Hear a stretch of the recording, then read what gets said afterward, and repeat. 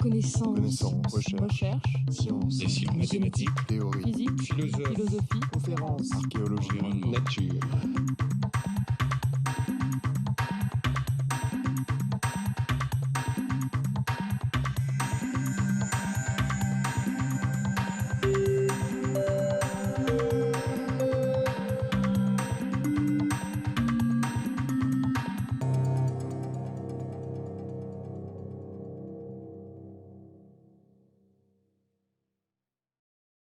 I've been a little disappointed J'ai yesterday and this morning at the lack of attention été un peu given to déçu hier et aujourd'hui du poor peu of the d'attention qui est many accordée of whom are aux in pauvres developing de ce countries, monde, some of whom are in countries dont that aren't even certains qui vivent dans des developing. pays en développement give you et just an d'autres dans example. des When pays Bill développés. Nordhaus Je vais vous showed donner a, un exemple. Monsieur slide Nordhaus a montré hier prepared by Richard Toll une planche de Richard Toll qui montrait l'impact potentiel sur le of PIB climate change to come. mondial des événements liés au changement climatique.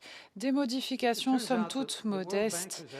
La Banque mondiale a estimé que plus d'1 milliard de personnes dans le monde qui vivent avec moins de 2 dollars par jour.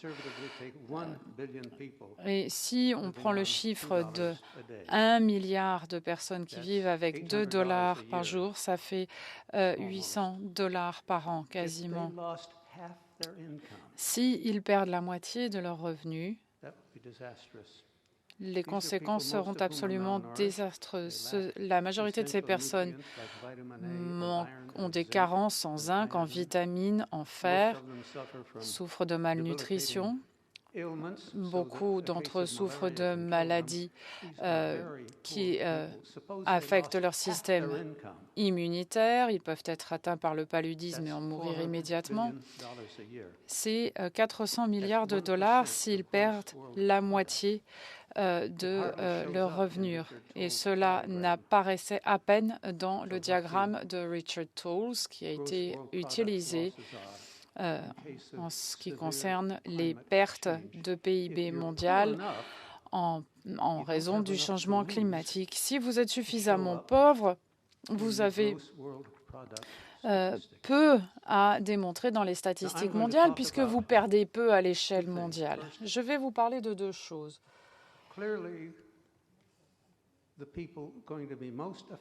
Ceux qui seront les plus affectés par les changements climatiques, et je ne vais pas m'attarder aux catastrophes dont on a déjà parlé, mais imaginons que l'on parvienne à se tenir à 500 ppm avec un changement climatique grave, mais pas catastrophique. Et Copenhague n'est pas encore noyé à ce stade.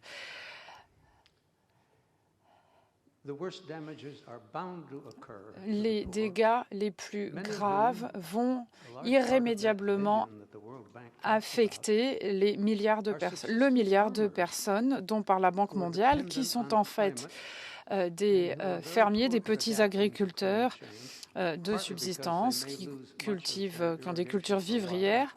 Ces personnes vont être balayées parce qu'ils n'ont pas les moyens de passer à d'autres cultures, parce qu'ils n'auront plus d'irrigation. Et de toute évidence, ce sont ceux qui sont le plus exposés au risque, contrairement à mes petits-enfants. Il est important également de dire que la meilleure défense des pauvres, particulièrement les pauvres ruraux dans les pays pauvres, leur meilleure défense contre le changement climatique, c'est le développement, particulièrement un développement pour qu'ils dépendent moins du climat et pour que ceux qui ne vont pas quitter les campagnes pour rester dans les zones rurales vont pouvoir se développer, cultiver d'autres espèces et être moins sensibles au changement climatique. Et ensuite, vous avez l'Inde, la Chine, la Zambie. Et je ne voudrais pas que ces pays interrompent leur effort de développement dans la participation aux réductions des émissions, parce que leur meilleure défense, ce sera leur développement. Mais Il apparaît, comme on l'a récemment annoncé, que dans certains pays, notamment la Chine, l'Inde et l'Indonésie, probablement le Pakistan, le Brésil, le Mexique et quelques autres, ces pays vont devenir des gros émetteurs de CO2 parce qu'ils ont des réserves de charbon importantes, ce qui est vrai pour la Chine, pour l'Inde, mais aussi pour la Russie, l'Allemagne et les États-Unis. Et il est absolument indispensable de trouver un moyen pour les encourager à participer au programme de réduction des émissions. Et ce qui sera tout aussi important, c'est que les pays riches contribuent au financement de ce que les pauvres pourront faire pour avoir une transition énergétique qui va moins dépendre de l'émission de CO2. Leur participation sera coûteuse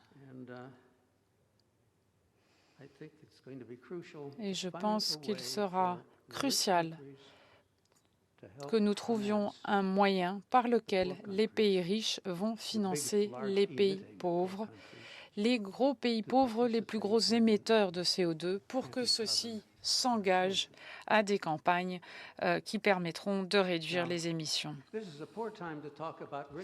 C'est un mauvais moment pour parler des pays riches qui subventionnent des pays pauvres, puisque l'ensemble des pays riches est frappé par la récession économique.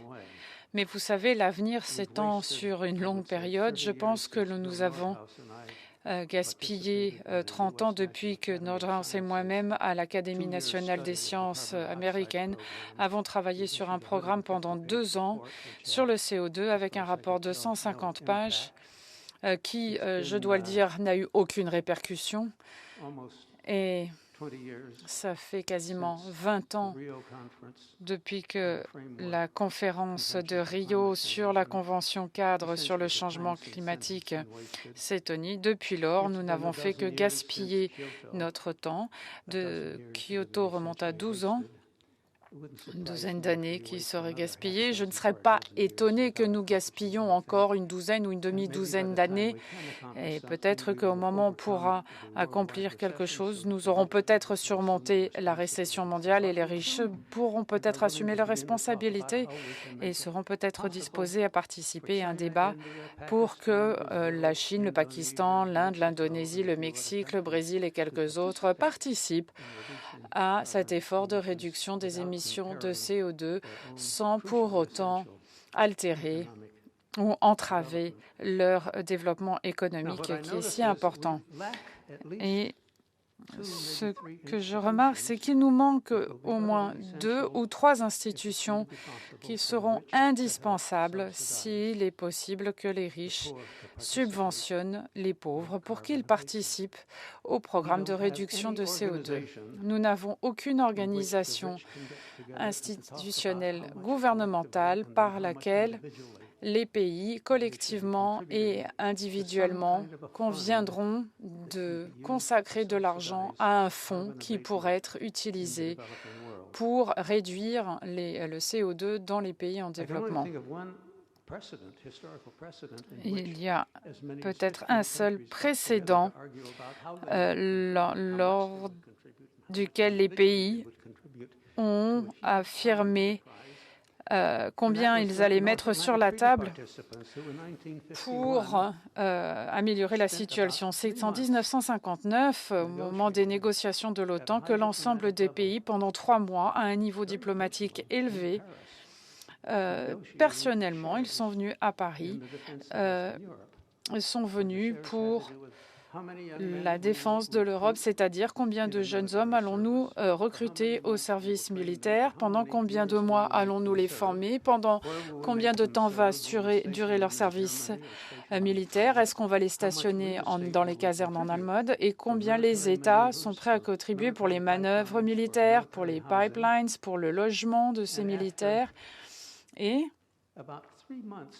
3 mois, au bout de 3 mois de négociations ininterrompues à Paris, l'ensemble de ces États sont parvenus à un ensemble d'engagements qui, pour la majorité d'entre eux, ont été tenus. Le traité de l'OTAN ne sont que quelques milliers de mots. C'est juste un traité qui prévoit la défense d'un État membre de l'OTAN si celui-ci est attaqué par un autre État et que ces États membres vont venir aider l'État attaqué. À aucun moment on ne parle de résultats.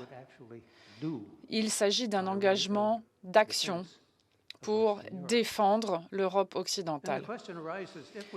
Donc la question qui se pose, c'est si nous avions une institution qui pouvait ressembler à la consultation de l'OTAN de 1959, qui pourrait décider de ce qui est à faire et de ce que nous allons partager ensemble, c'est-à-dire nos obligations pour remplir ces devoirs, nous aurions probablement besoin d'une institution pour que ces fonds soient mis à disposition des pays qui auront besoin d'assistance pour réduire leurs émissions de CO2. Une fois encore, je ne connais qu'un seul précédent.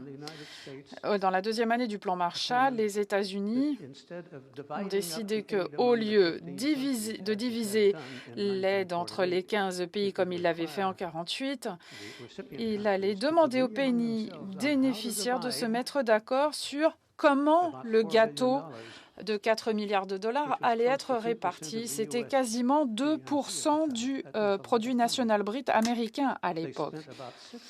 Et ces États ont, pendant 6 mois, rempli des questionnaires pour essayer d'évaluer quelle devrait être leur part de cette somme. Et au niveau ministériel, ces États se sont réunis à Paris pour négocier tous les jours pendant 2 mois et demi, en examinant les projets des uns et des autres.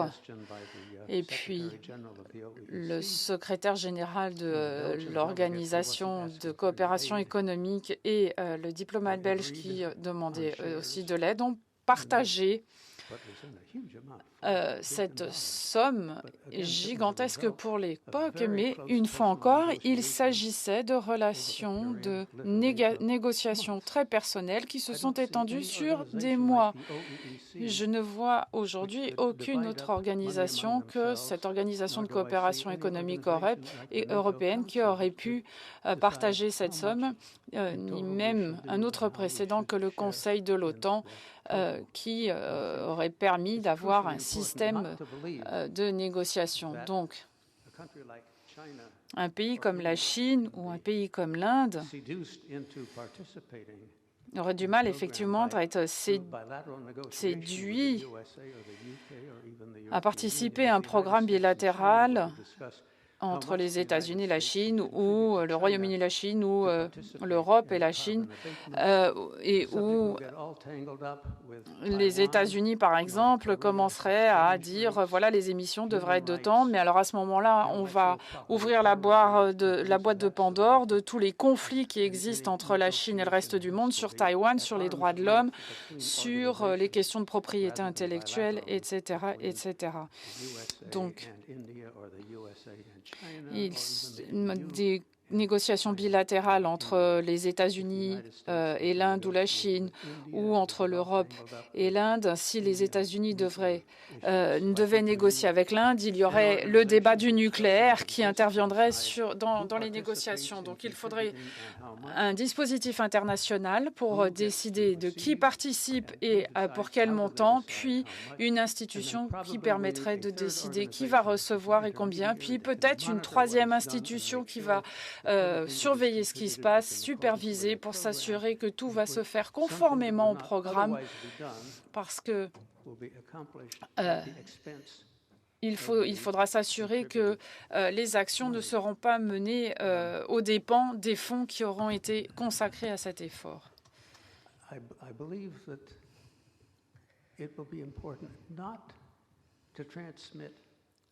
mon avis, il est important qu'il n'y ait pas de transfert d'argent des donateurs, des bailleurs de fonds vers les bénéficiaires, parce que là, on ouvre aussi la porte à l'extorsion et à la corruption. Et il me semble que tout financement attaché ou lié à des progrès, à des programmes concrets qui peuvent être surveillés, suivis et qui seront menés conformément à un accord est une solution. Il sera probablement difficile de trouver un projet dans chacun de ces pays bénéficiaires potentiels, mais je vais vous donner un exemple. Et cela repose sur les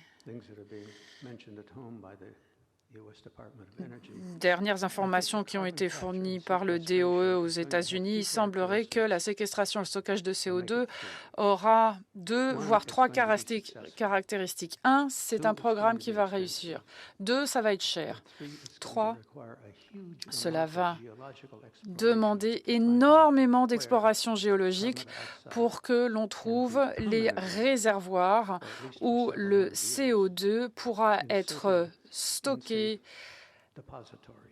pour toujours ou en tout cas pour plusieurs centaines d'années. Et je pense que dans des pays comme la Chine, l'Inde, les États-Unis, la Russie et l'Allemagne, beaucoup d'exploration géologique vont être, de travaux d'exploration géologique vont être menés pour voir si l'on peut avoir un système de stockage en profondeur pour éviter les fuites.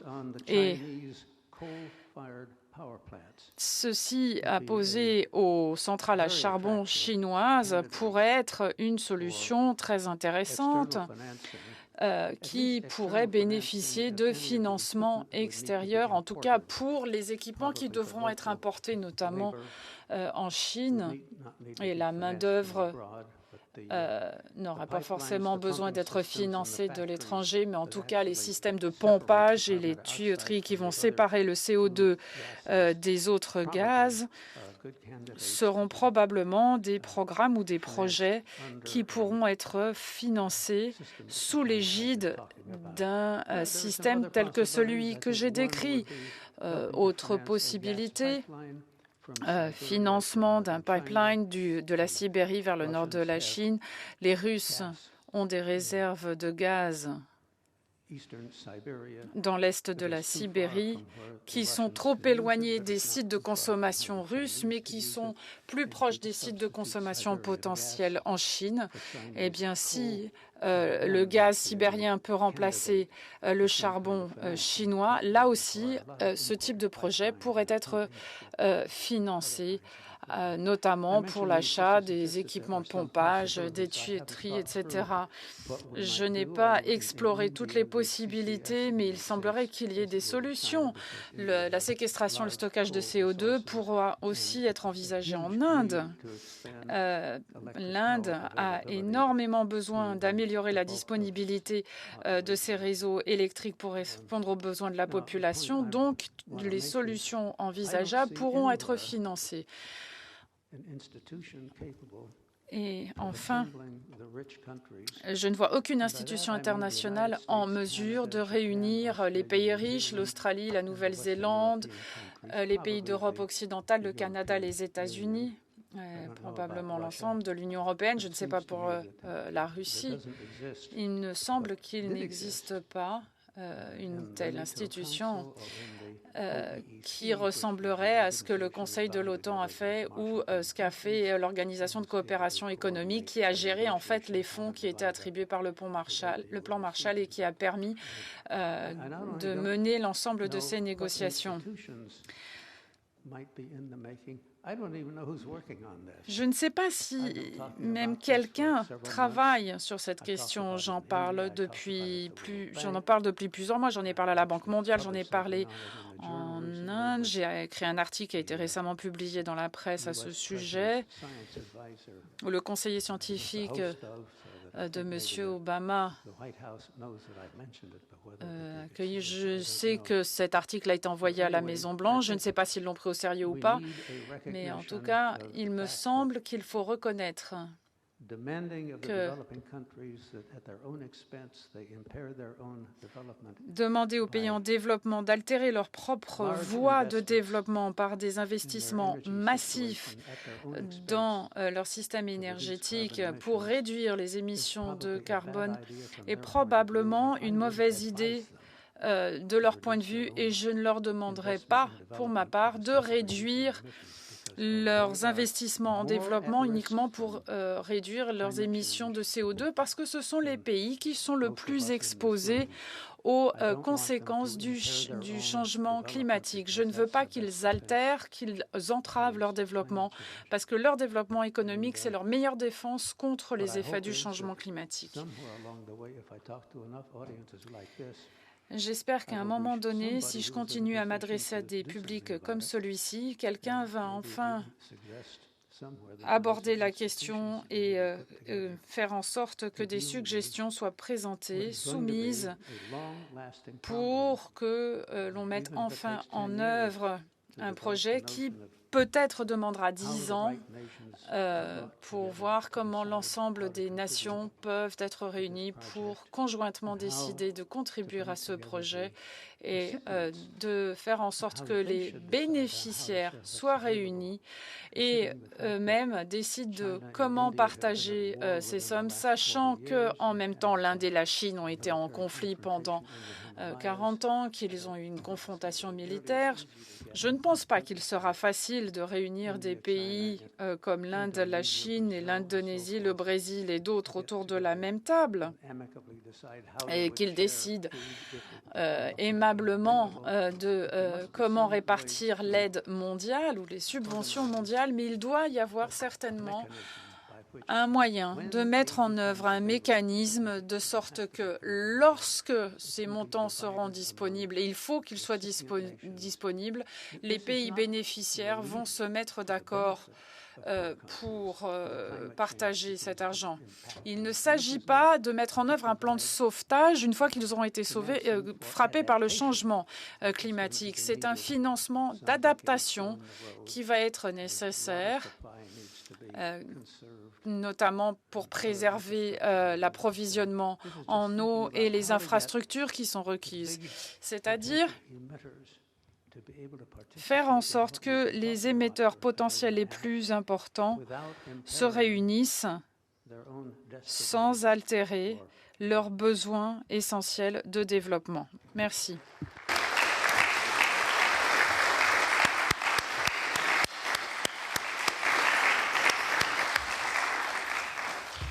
That's a good one. The discussant is on. Notre discutant est Henry Tulkens.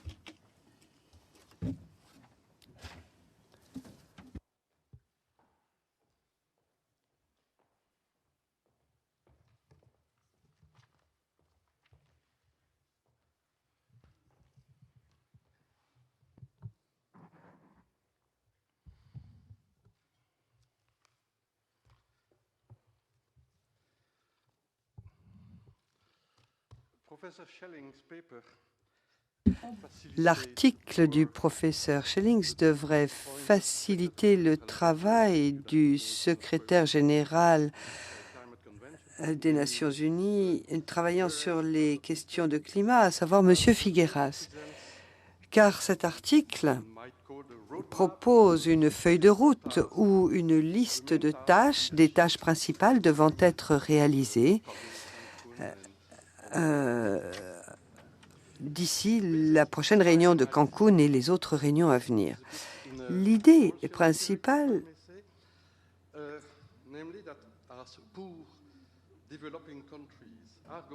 démontre que dans la mesure où les pays pauvres et en voie de développement vont être les premières victimes du changement climatique, ils méritent une attention particulière. Et pour eux, le développement reste la meilleure défense. Pour le monde, cette croissance sera également bénéfique à condition qu'elle soit verte, c'est-à-dire à condition qu'elle résulte d'investissements qui sont économes en carbone, ce qui nécessite des investissements importants.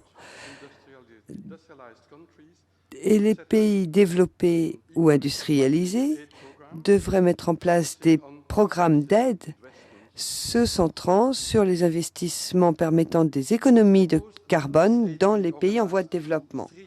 Cela suppose une organisation au travers d'organisations internationales complémentaires et travaillant en coopération, à savoir une administration internationale pour gérer les fonds collectés auprès des pays développés, une autre administration pour gérer l'investissement de ces fonds dans des projets économes en carbone dans les pays pauvres, et enfin une agence qui pourrait contrôler la mise en œuvre des financements. Comment devraient être conçues ces institutions? Et ici, je vais développer mon interprétation personnelle de la proposition de Schellings.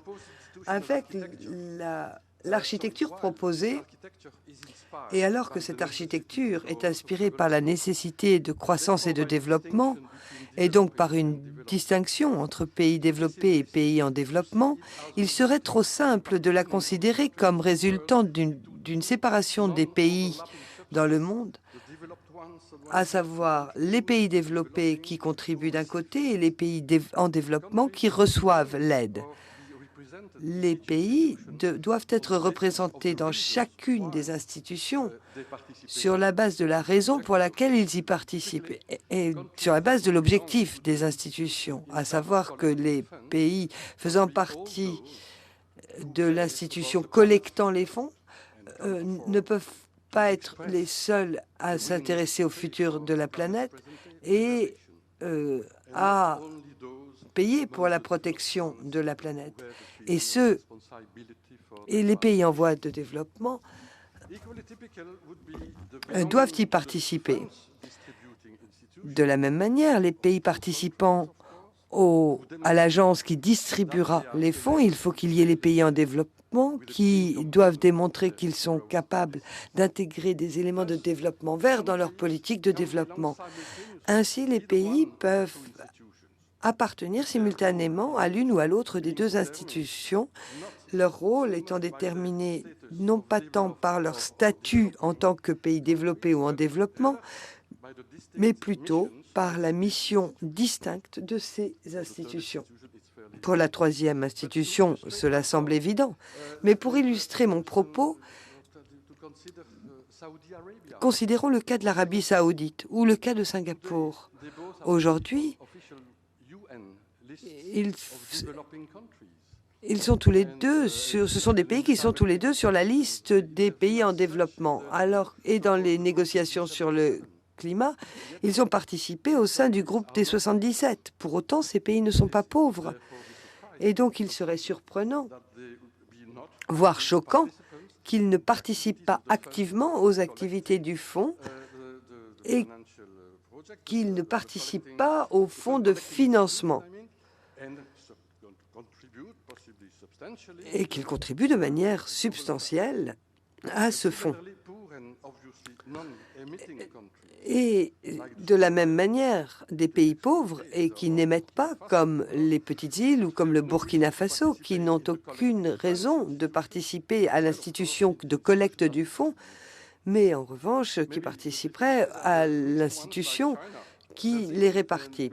Le cas le plus difficile sont les pays intermédiaires, comme la Chine ou le Brésil, qui en fait devraient appartenir aux deux institutions en proportion de leur capacité à payer due à leur croissance actuelle ou à venir, et due, d'un autre côté, en proportion de leurs besoins de projets plus verts qu'ils ne seraient pas en mesure de financer par eux-mêmes.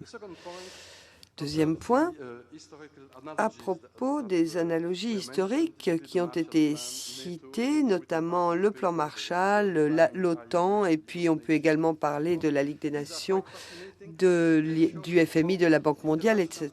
Et tout cela est fascinant parce que cela démontre qu'une coopération internationale pourrait être établie à très grande échelle à une époque où la communication est plus facile qu'elle ne l'était à l'époque. Évidemment, les analogies ont leurs limites. Et typiquement, avec la problématique du changement climatique, nous parlons de mettre un terme à une externalité ou de réduire une externalité internationale ou un mal public qui doit être réduit. La quantité est mesurable, la quantité de ce mal public devant être réduit est mesurable. Et avec le plan Marshall ou avec l'OTAN, dans quelle mesure est-ce que le résultat pouvait être mesuré?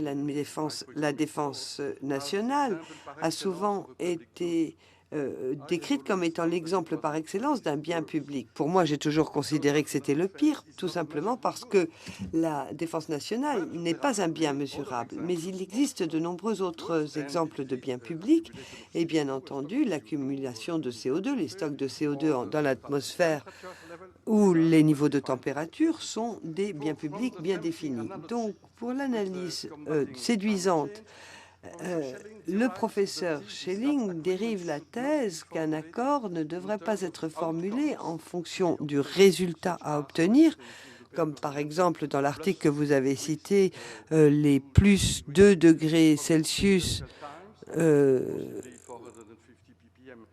et 450 ppm de concentration de CO2. Mais ici, comme vous l'avez dit, en termes d'actions spécifiques devant être entreprises en vue de projets spécifiques. Et là-dessus, je suis parfaitement d'accord avec vous. C'est-à-dire que je suis d'accord sur la notion d'action spécifique. La négociation sur les plus 2 degrés, en termes d'économie, c'est comme de discuter sur des variables stables, alors que la problématique est une problématique d'émission, donc il faut absolument se concentrer sur les variables de contrôle, parce que ce sont là les variables de décision. En revanche, je suis en désaccord un peu avec le professeur Schelling lorsqu'il parle des accords sur les projets spécifiques, ou quand il dit, dans son article écrit, quand il parle des politiques et des mesures, quand il parle de taxer des projets, etc. Parce que entre ces politiques et entre l'État à atteindre, il y a précisément les émissions dans le cas du changement climatique. Et ces émissions sont mesurables et ne sont pas rapportées, et sont rapportées avec quelques défaillances, mais elles sont rapportées et sont dans une grande mesure connues, bien que ceci mérite d'être amélioré. Et ceci se produit sous les auspices de l'UNFCCC. Donc l'analogie au plan Marshall qui correspond au projet pris en considération dans le cadre du protocole de Kyoto, à savoir les seuils d'émission, doivent être considérés comme les instruments mesurables et contrôlables qui pourraient être atteints. Je vous demande 1 minute pour faire une suggestion. Lorsque l'on interprète cette présentation du professeur Schelling, cette proposition du professeur Schelling, j'aimerais faire ressortir que cette proposition n'exclut pas l'institution Cap and Trade qui existe déjà dans le cadre de Kyoto. Et la raison pour laquelle je dis cela, c'est que j'aimerais attirer votre attention sur un nouveau programme de l'Organisation mondiale du changement climatique, à savoir les achats mondiaux de biens publics qui ont été proposés dans un article de 2005 par feu David Bradford, professeur à Princeton. Ce programme appelle à la création d'une banque internationale financée par des contributions volontaires des pays intéressés par le problème, et les fonds collectés pourraient être utilisés à l'achat de droits d'émission alloués aux pays émetteurs. La proposition visant à collecter des fonds au niveau international est donc rendue compatible avec la notion de commerce dont les mérites ne sont plus approuvés. Donc, je ne vais pas aller dans les détails, mais l'analogie entre ce qui est proposé aujourd'hui et ce que proposait David Bradford méritait d'être présenté aujourd'hui, et je vous remercie pour votre attention.